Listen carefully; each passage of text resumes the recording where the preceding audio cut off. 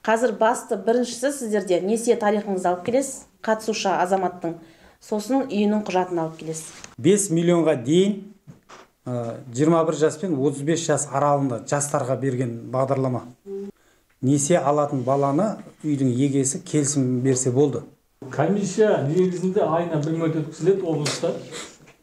Енді оны жиілететін шығар, аптасына бір мәрте қылатын шығар. Енді бастамасы кеше үшіне бірінші комиссиясы өтті. Тұрғын несие төлеуге, тұрғын үй жылжымайтын мүлік сатып алуға және жер учаскелерін сатып алу, акцизделетін өнім өндіруге тұтынушылық мақсаттарға сауда саласындағы қызметтерді жүзеге асыруға берілмейді. Мал шығарамын, киім тігемін, пекарня ашамын, торт пісіріп сатамын. Үйіңіздің құжатының барлығы дұрыс болатын болса, ары қарай сіздерге тізім береміз. Жинақтайтын құжаттар тізімі бар ғой, перечень документов, соны береміз. 5 миллионға дейін 21 жас пен 35 жас аралығында жастарға берген бағдарлама. Ол жәндегі несие тарихқа қаралады. Үйді, мысалы, жылжымайтын, кепілге қоятын жылжымайтын мүлікті несие алатын балаға аударудың қажет жоқ. Несие алатын баланы үйдің егесі келісім берсе болды. Через нотариальный, залогқа қоюға жәндегі келісім берем деп, через нотариальный келісім берсе болды.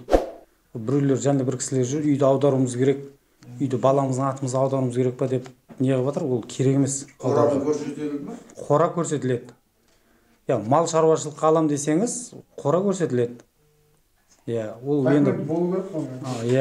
Құжатта болу керек. Құжатта болу керек. Қай нелерді сонда? Теплицаға да алуға болады? Өндіріс өндіріп шығаратын любой бизнес түріне қатысуға болады. Несие сауда саттықпен құрылыс салуға берілмейді. Алып сатуға, құрылыс стройка істеуге несие берілмейді. Несие және 5 миллионға дейін беріледі. Ал жерде малды, одан басқа?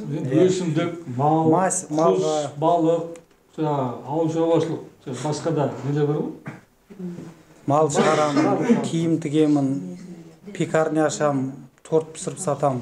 Үйдің бағасы мысалы 4 миллионнан болмаса 3 миллион болады. Ал 5 миллион аламын десе ол жетпей тұрса не болады? Үйдің бағасы 4 миллион болып қалса 2 миллион сізге олардың енді комиссиясының өзінің юристері бар, өзінің нелері бар, өздері шешіп, және үйдің бағасын үйдің ауылдың округпен оценивлетіп ақша береді. Сіздің үйіңіздің бағасы 4 миллион болып тұрып, сізге 5 миллион теңге бермейді. Ол енді аграрлық несие корпорациясы деген Түркістанда қабылдайды. Енді олар 50%-ға қарастырылады, по-моему. Жартысы ғой енді кепілге қойылған. Былтыр Аманат партиясы келіп бір жиналыс жасап, Жетісайға бардық қой. Бәрімізге беретін болып еді ғой, пенсиядағыларға. Ол бұл емес, оның бұған қатысы жоқ па? 2,5%-бен ол жәндегі бекітілген ауылдың округте барлығына беріледі. Олар айтты бізге Жамбыл облысында пилоттық жоба өтті. Бәрі ырза болып, ақырында АСП-ға шейін бармай қойыпты. Сол ма бұл басқа? Сол. Қараңыз, қазір бізде екі ауылдық округ қазіргі пилотный жоба дейді ғой енді. Аудандағы бірінші мынау Қарақай мен Ералиев округі бірінші. Ендігі шілде айынан бастап тағы да қосылатын Қазыбек би мен Мақталы қосылады. Сіздердің ауылдық округтеріңізді ендігі жылға жоспарланып жатыр деп отырмыз да біз. Қосылуға. Сол ауылдық округтердегі барлық жасқа қарамайды о жерде. Ешқандай не жоқ. Бекітілген ауылдарда, қазір Ералиев пен Қарақай ауылдық округ бекітілген ғой. Ол ауылдарда пенсия жасқа дейін кісілерге ала беретін несие. Оларда 21 жас пен 21 мен 35 деп отқаныңыз, ол бүкіл ауданның жастары қатыса береді. Ол жерде 35-тен асса болмайды. Енді бағдарламаның өз атауы сондай да. Жастарға арналған.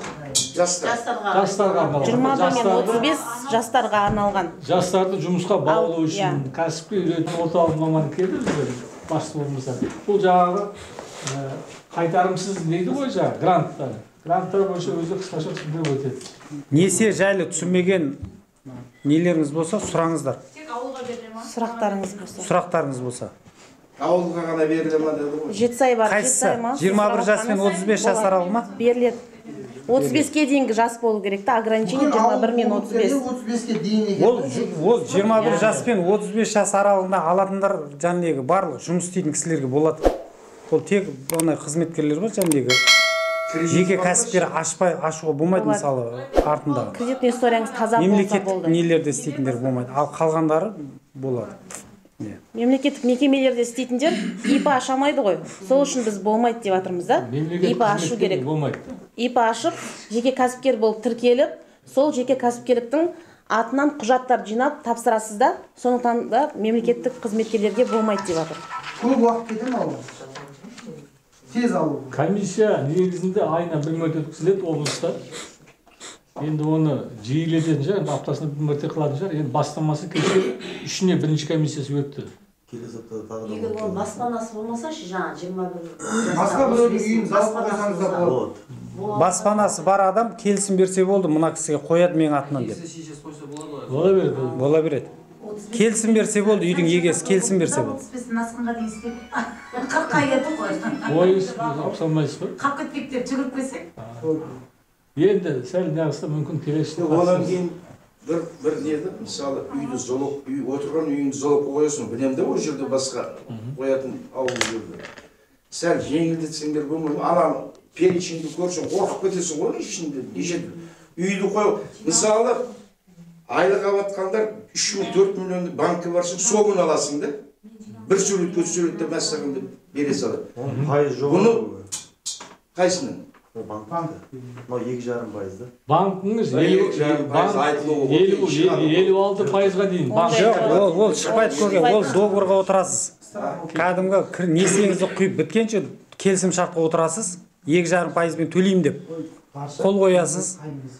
Бұл 2,5%-дің несі 1 жыл жеңілдігі бар, 1 жыл каникулы бар. Қойма деген әңгімеде Түсінікті. ана перечинді көрсең бар ғой, талайы да, алады да, менің арасында қояды ғой, болмайтын нәрсе екен деп. Осы жылдың басында бағанағы февраль айында біз осы аудан әкімдігінің орынбасарының атыменен ұсыныс жазғанбыз.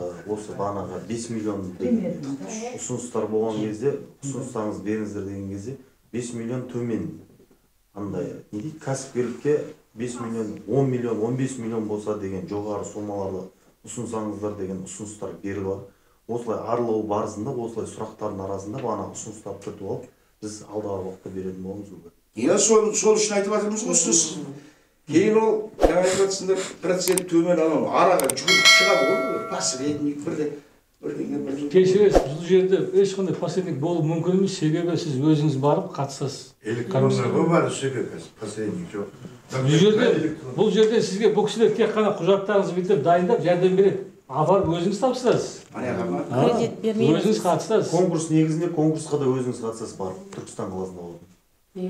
Бұл жерде аудан әкімдігі, ауыл әкімдігі ешқандай қатыс болмайды. Жеке өзіңіздің шаруаңыз.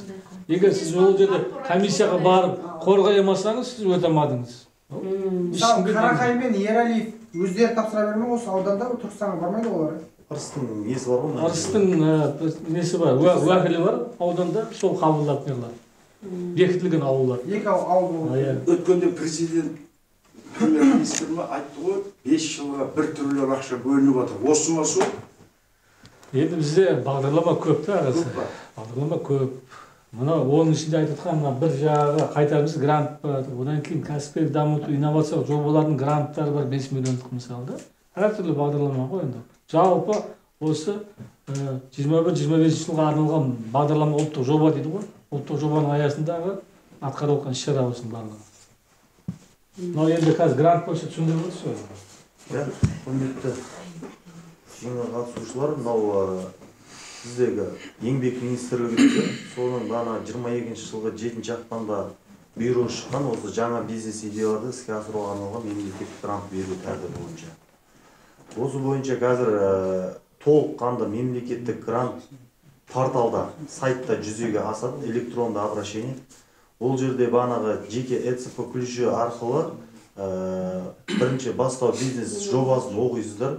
Ол бастау бизнес жобасы 3 жылда бір рет оқуға 3 жылға дейін жарамды, былайша айтқанда сол алған сертификаттарын 3 жылдың ішінде бағанағы жеңілдетілген 2,5% несиеге және мемлекеттік грант алуға үміткер болады.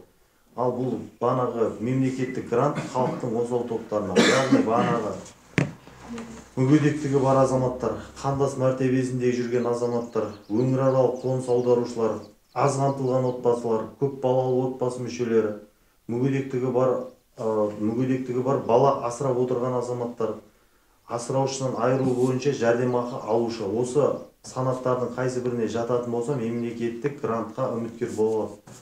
Ол жерде бағанағы ауданның деңгейінде комиссия құрылған. Ол бағанағы порталда өтінім береді. Өтінім бергеннен кейін, бағанағы біздің ақпараттық жүйеге келіп түскеннен кейін, бағанағы қабылдау өткеннен кейін 10 күннің ішінде комиссия ұйымдастырылып, сол комиссиядан оң қорытынды алған азаматтарға жұмыспен қамту орталығы арқылы, банктік счет арқылы қаржы төленетін болады. Соны растап 3 айдың ішінде бана есептерін беріп отырады. 1 жыл ішінде, 1 жыл бойы. Бана жеке кәсіпкер ретінде тіркеледі. Бұл да банағы биылғы жылы Жетісай ауданы бойынша мемлекеттік грантқа жоспар бекітілген 110 азаматқа берілді. Ол бағанағы 4 лек бойынша беріледі. Поток дейді ол, 4 поток бойынша өтініштер қабылданған. Осы бірінші потогы бізде апрель айында өтті. Екінші потогы осы айдың 15-нен бастап 26-ның аралығында портал ашып тұрады.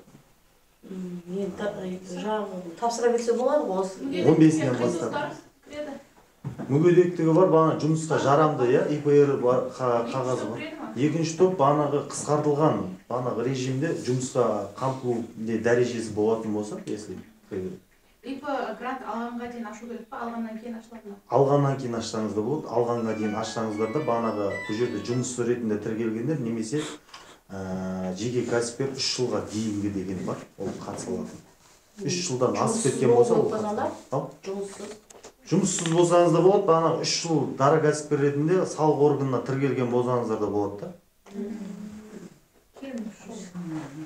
Ол алғаннан кейін ашсаңыздар да болады. Сіздерге 3 ай ақшаны алғаннан кейін 3 ай не беріп тұр, сол уақыттың аралығында сіз бағанағы кәсіпкерлігіңізді жүзеге асыру. Жаңа 1 миллион 200 мың ба? 1 миллион 380 мың, биылғы жылы 400 айлық есеп. Ол жерде бағанағы басым бағытты беріп отыр. Қазіргі таңда облыс әкімінің хаттамасымен бекітілген бағанағы өндірістік бағыттар, технологиялар, сол сияқты. Бағанағы бұл жерде бағанағы тұрғын несие төлеуге, тұрғын үй жылжымайтын мүлік сатып алуға және жер учаскелерін сатып алу, акцизделетін өнім өндіруге тұтынушылық мақсаттарға сауда саласындағы қызметтерді жүзеге асыруға берілмейді. Анау дайын өнімді алып алып, базардағы мысалы базардың адамдары келіп отыр, қазір дайын мысалы киімді алып келеді, ол үстіне бағасын қояды, ештеңе өндіріп шығарып отқан жоқ қой. Дайын өнімді бұлар сатып отқан осы сауда саласындағы қызметтерді соны айтылады да. Солар жүзеге асыруға берілмейді. 110 ба? Бар жоғы? 110. 1 жылға? 1 жыл. Жаңа бірінші потоктан неше адам қабылданды деді? Бірінші потокта 40 адамға төленді қазіргі таңда. Бірақ жалпы 500-ден асты ғой. Тапсырған. Қысқаша болса 15-ші осы мамыр айының 15 мен 26 аралығы бізде 10 күндікте жұмыс 10 күн ішінде ашық тұрады портал. Үйіңіздің құжатының барлығы дұрыс болатын болса, ары қарай сіздерге тізім береміз, жинақтайтын құжаттар тізімі бар ғой, перечень документов, соны береміз, сол бойынша жинақтап Түркістанға тапсырасыздар. Себебі енді жаңағы 2 ауылдық округ деген ырыс микроқаржы ұйымы қаржыландырса, одан басқа ауылдық округтарды бізде агрокредитная корпорация, агронесиелік корпорациясы қаржыландырады. Жаңа оценка деп жатсыз ғой, оценкаңызды ол бізде АКК-да сетка қойған нақты. Мысалы үшін жаңа ауылды мынанша суммамен есептейсің, Жетісайды мынанша суммамен деген сияқты. Сол сеткамен сіздің мынау техпаспортыңызды көріп, примерно суммасын сізге айтамыз. Сізде осындай сумма шығады деп. Егер сіз келісім жасап, мен осы сумма аламын, қарсы емеспін дейтін болсаңыз, ары қарай тізімдеріңізді жинап, нотариусқа барасыз. Мысалы үшін кейбіреулердің мүліктері атасының атында, папасының атында болады ғой. 21 мен 35-ке дейінгі жастарға баласына, інісіне, мысалы үшін қарындасына нотариус арқылы келісім беріледі. Ол уже ары қарай жасалатын жұмыстар. Қазір басты біріншісі сіздерде несие тарихыңызды алып келесіз, қатысушы азаматтың, сосын үйінің құжатын алып келесіз. Кәсіпкерлерге қызмет көрсету орталығына. Сол жерде тексеріп, ары қарай сіздермен жұмыс жасайтын боламыз. Несие тарихы тақтырамыз. Сонынан аласың. Не боқтамыз?